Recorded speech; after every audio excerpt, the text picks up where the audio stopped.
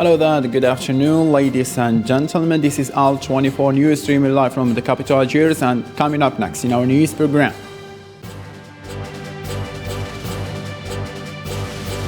Zionist warplanes bombed Gaza Strip with the 3 airstrikes targeting the Nuseirat military site in the center of the besieged town.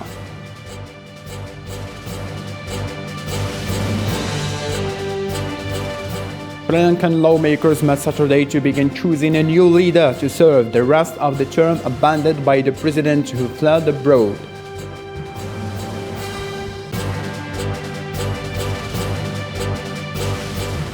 At least 3 people were killed and 15 others injured following a Russian missile attack on the central Ukrainian city of Dnipro Friday.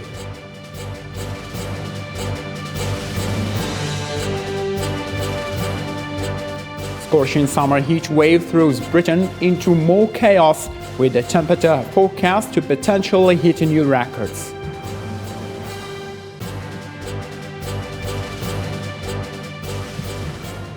Hello again and welcome. I'm your host Abdulrahim Kashur, and those were today's top stories. First, in our topical news, the Zionist forces attacked what they said was Hamas military site in the Gaza Strip early Saturday, claiming it is as a response to a pair of rocket attacks overnight. The exchange that took place hours after U.S. President Joe Biden concluded a visit to the occupied Palestinian lands.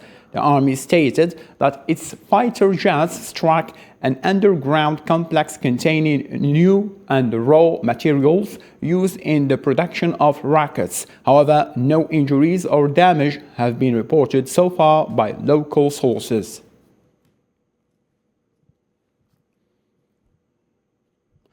Sri Lankan MPs assembled on Saturday for a special session before picking up a new president, following a financial crisis and a mass demonstration that led Gotabaya to flee the island aboard a military jet. The process of selecting a new president will begin Tuesday when nominations for the position are accepted. If more than one contender join the race, lawmakers will vote the next day. Parliament Secretary General stated that there will be no debate on the nominations.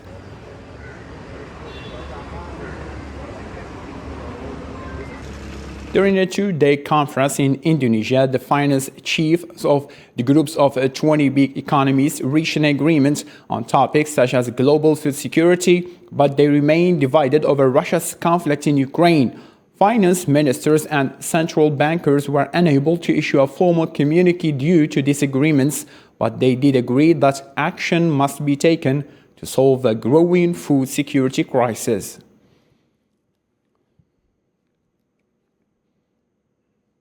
Ukraine has stated recently that Russian forces are using Zaporizhzhia nuclear plant as a launching site of its rockets on Ukrainian cities, as it is also stated that the US-made HIMARS long-range rocket systems are playing a substantial role in reducing the Russian attack potential. Samayazi tackled the story in this report.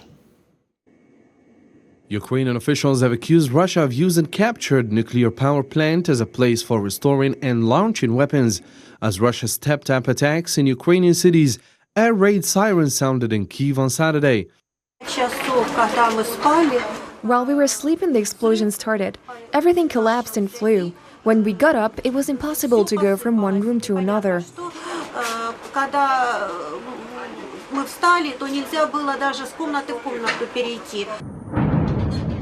The Russian Defense Ministry said in a statement on Saturday that its armed forces have destroyed a factory in the Ukrainian city of Dnipro that produced parts of Tochka-U ballistic missiles.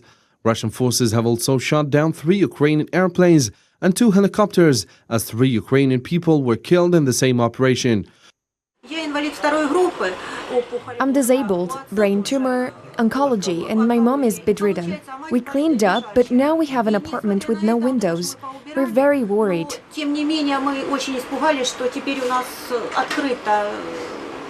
Ukraine's defense ministry spokesperson stated that Ukrainian rocket attacks have destroyed more than 30 Russian military logistics centers in recent weeks and significantly reduced Russia's attacking potential. The official Alexander Mutazyanik singled out on Friday the role played by US-produced HIMARS rocket systems, one of several types of long-range weapons supplied by the West to help Ukraine fight back against Russia. Ukraine has managed to blow up a large Russian ammunition depot in the temporarily occupied Kherson region, causing a huge explosion. In the last weeks, over 30 of the enemy's military logistical facilities have been destroyed, as a result of which the attacking potential of Russian forces has been significantly reduced. It's the latest successful strike by Ukraine targeting Russia's weapons stores in the hopes of disrupting its supply lines and frustrating its efforts to advance further into Ukrainian territory. But as Russia keeps up its artillery bombardment, rescuers say 45 people were killed in the missile attack, which hit a block of flats in the city of Chasiv Yar.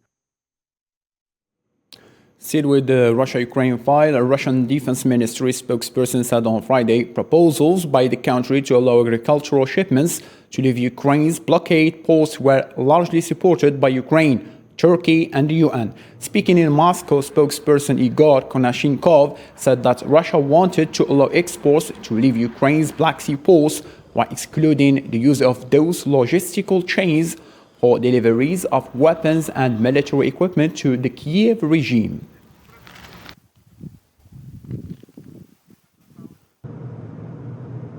On July 13th, four-party consultations were held in Istanbul between representatives of the UN, Russia, Turkey and Ukraine on the issue of unblocking Ukrainian ports for the export of agricultural products. Russia proposed a set of measures that would allow shipments of food to foreign states, including Russian partners, while excluding the use of those logistical chains for the deliveries of weapons and military equipment to the Kyiv regime and preventing any provocations. The proposals of the Russian Federation were largely supported by the participants in the consultations. The work on the formation of the final Black Sea Initiative document will be completed in the nearest time. The European Commission has adopted a proposal for a seventh package of measures that will ban the importation of Russian gold.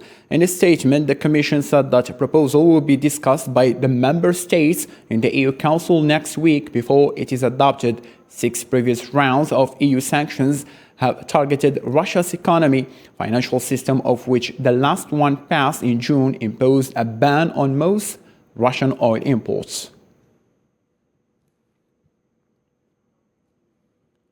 Still in the economy field, Algeria will increase gas supplies to Italy by 4 billion cubic meters. This latter, it will be added to 13.9 billion cubic meters already supplied to Italy. In addition, the Algerian giant Sonatrach plans to deliver another 6 billion cubic meters of Algerian gas to Italy by the end of 2022. This decision further tightens the historical ties between Eni and Sonatrach.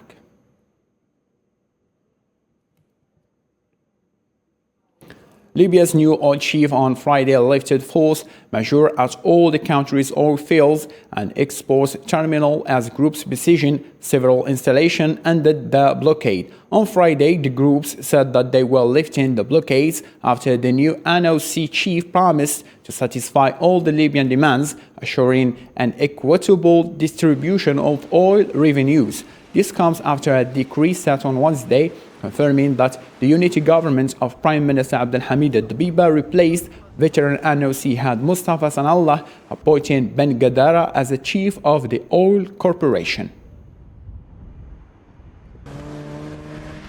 The National Oil Corporation announces the lifting of the state of force majeure and the total end of the closures of all oil fields and ports in Libya. And effective today, Friday, July 5th, 2022, the end of the closures of all Libyan oil fields and ports.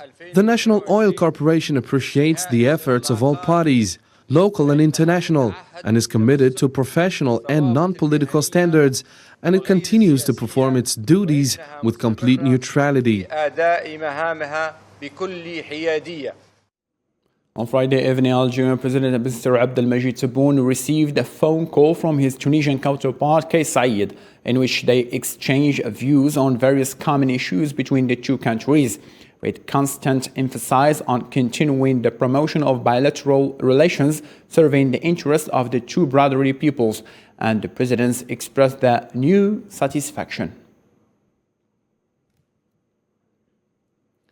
The United Nations mission in Mali says that Egypt will withdraw its troops from the West African country by mid-August, citing deadly attacks against its peacekeepers. 7 Egyptian peacekeepers have been killed in Mali so far this year, according to officials. Oliver Salgado, the spokesman of the UN mission in Mali, on Friday confirmed that Egypt will suspend its activities in the country.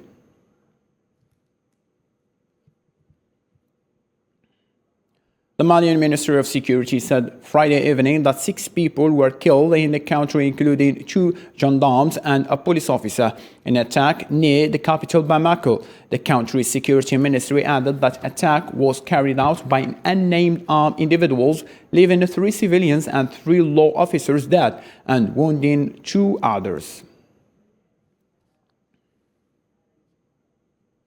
Still in Africa, on Friday, the Sudanese authorities announced the death of 31 victims and injury of 39 others in tribal clashes in the state of Blue Nile, in the southeast of the country. In a press release, the Eastern Sudan State Security Committee noted that the intervention and control of the regular forces, the seizure of certain suspects, and the necessary action. The State Security Committee decided to restrict curfews in 2 neighboring areas from 6 p.m. to 6 a.m. local time.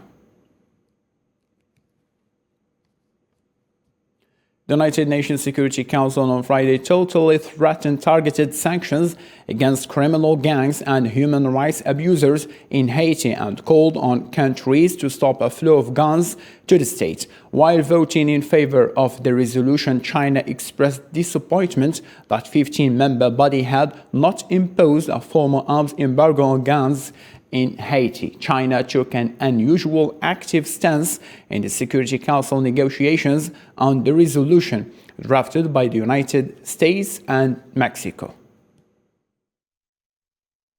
We hope that this will not send any wrong signals to the gangs. We urge all countries to effectively strengthen the control of arms exports so as to avoid the illicit flow of arms into the hands of the gangs in Haiti.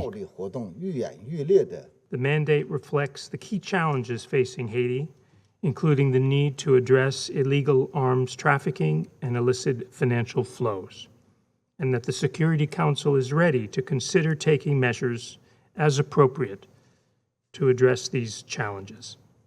Coordinated and enhanced support from the international community remains essential to promoting stability in Haiti. Once again, we must also note it is long past time for Haiti stakeholders to set aside their differences and to reach agreement on a political framework. A German army officer who posed as a Syrian asylum seeker was sentenced to 5.5 years in prison on Friday for planning to attack 1 or more politicians and multiple weapons offenses. Marab Al-Iwar on what follow. One of post-war Germany's most publicized terrorism trials concluded Friday, as a former German soldier was sentenced to 5.5 years in prison for plotting a far-right attack on senior politicians while posing as a Syrian refugee. In accordance with German privacy laws, the 33-year-old former army officer was charged with posing under a false identity as an asylum seeker in 2017 and planning an attack that he hoped would be blamed on refugees and migrants. The court sentenced the plaintiff to a prison term of 5 years and 6 months. The court is convinced that the plaintiff wanted to commit a politically motivated crime. In its deliberations, the court made clear that the plaintiff has right-wing extremist Nazi views. In the trial that began in May 2021, prosecutors said that the Bundeswehr soldiers also stole ammunition from the German military, with former Justice Minister Heiko Maas or the Parliament's former Vice President Claudia Roth seen as possible targets of an attack. According to the court, the plaintiff acquired weapons and ammunition which he possessed in order to commit an attack on high-ranking politicians or public life figures. The identified as Franco A. was arrested in 2017 while trying to retrieve a loaded Nazi-era pistol he had hidden in a toilet at Vienna's international airport. According to investigations, his fingerprints later revealed that he had a second fake identity as a Syrian refugee. Prosecutors accused Franco A. of intentionally using a fake identity to stoke growing fears over immigration in Germany and trigger a national crisis. At the height of 2015 and 2016 migrant influx, more than 1 million asylum seekers entered Germany. In her closing argument on July 8th, Frankfurt prosecutor Karen Wengast said Franco A. wanted to stage an attack with a major political impact. I am content with the verdict despite the slightly lower sentence, and I see it as an important contribution in the fight against right-wing extremism, racism, and anti-Semitism in Germany. The judge, after announcing the guilty verdict and 5.5 years jail sentence, described in detail evidence of Franco A.'s racist and anti-Semitic views, some of them written in master's thesis and others expressed to individuals. Conservative Party leadership contest in the United Kingdom ended a remarkable first week with the remaining 5 candidates going head-to-head in a televised debate. The race will continue during the summer and the winner will be announced on the 5th of September. Nabil Khazini. The competition is becoming increasingly fierce. The candidates still in the run-in to succeed Boris Johnson met face-to-face and for a first time during a televised debate. Although they refused to indulge in polemics and personal attacks, they emphasized their common membership in the Conservative family. But the question, is Boris Johnson honest, was quite embarrassing. Is Boris Johnson honest? Sometimes. There have been some really severe issues, and I think that he has paid a price for that. Rishi Sunak, who was one of the first to resign from Johnson's government, is running as an experienced minister who can guide the country through the economic turbulence caused by the pandemic and the war in Ukraine. The most pressing economic priority for the new Prime Minister and the new government is to grip inflation. We cannot make it worse. Inflation is the enemy that makes everybody poorer. It erodes your savings. It erodes your living standards. It means that those of you that have mortgages will see your interest rates go up higher and higher. While Foreign Minister Liz Truss, who backed Johnson until the end, defended her loyalty to the Prime Minister and praised her international experience as Britain's top diplomat and a former Trade Secretary, and vowed to tackle the economic crisis in the UK. Let's be clear, we have inflation because of our monetary policy, that we haven't been tough enough on the monetary supply. That's the way I would address that issue. There are now 5 in the race, but on the final only 2 will emerge, and then we'll face a summer of hustings, with Conservative Party members getting the chance to decide who should become the next British Prime Minister. After the country's president insisted that Prime Minister Mario Draghi address Parliament in an effort to prevent early elections, he refused to accept Draghi's resignation on Thursday, giving Italy's fragile government a lifeline. Maryam Zian. Italy is stuck in political uncertainty after Italian Prime Minister Mario Draghi tendered his resignation in the wake of a mutiny by a coalition partner.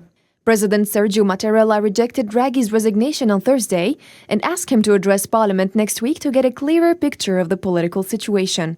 Draghi's 18-month-old government was thrown into turmoil by the populist Five-Star Movement, which boycotted a parliamentary confidence motion on Draghi's plan to tackle the growing cost of living, arguing they did not go far enough. The confidence vote was called on an aid package worth €23 billion designed to help combat rampant inflation. But it also included a provision to allow a garbage incinerator to be built in Rome, something the Five-Star has long opposed, but still supported Draghi. The crisis comes as Italy battles raging inflation and races to push through key reforms required by the European Union in exchange for post-pandemic funds. However, right after the political turbulence, the Milan stock market closed down 3%. Mario Draghi is expected to address both the lower and upper houses on Wednesday, and the crisis could still end with Italians heading to the ballot boxes later this year.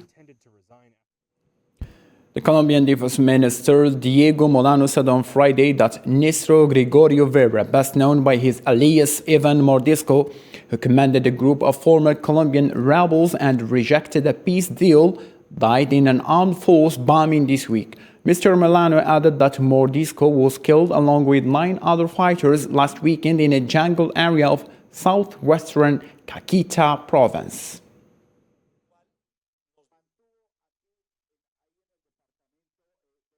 This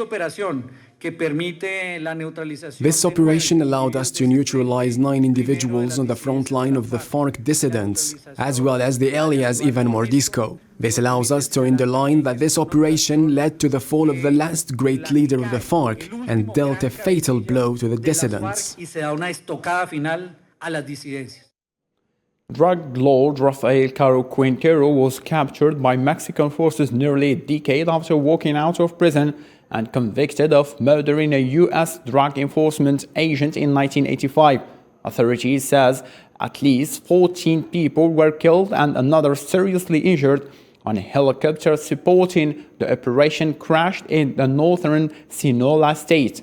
The U.S. government hailed the arrest and said it would waste no time in requesting a deportation. In the same story, 14 people died when a Mexican Navy helicopter crashed near the coastal city of Los Mochis during the operation to capture infamous drug lord Rafael Caro Quintero. A Navy statement said that the available information indicates that the Black Hawk, which had 15 people on board, suffered an accident, the cause of which had not yet been determined. President Andrés Manuel López Obrador said that via Twitter that the helicopter crashed shortly before landing after supporting those who conducted the capture of Caro Quintero. He expressed condolences to the families of victims and said that crash would be investigated. In Europe, new records have been set as the temperature topped 14 degrees Celsius across Western Europe and across much of Spain and Portugal. In Spain, 15 airborne units were deployed to battle wildfire in the southern province of Malaga on Friday, as a 6-day heat wave showed no sign of relenting. The blaze broke out on Friday afternoon in the Sierra de Mijas mountains and is expected to continue through to Sunday.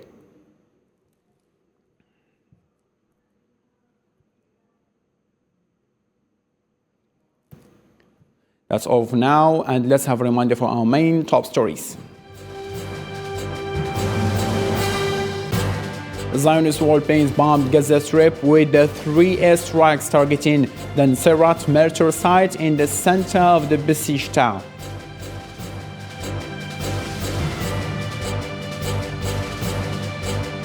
Sri Lankan lawmakers met Saturday to begin choosing a new leader to serve the rest of the term abandoned by the president who fled abroad.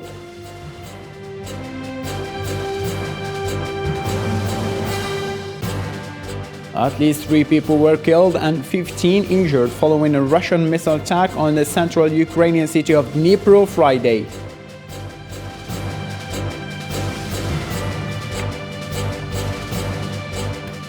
Scorching summer heat wave throws Britain into more chaos, with the temperatures forecast to potentially hit new records.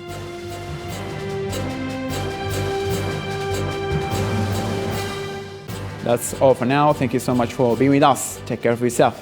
Bye-bye.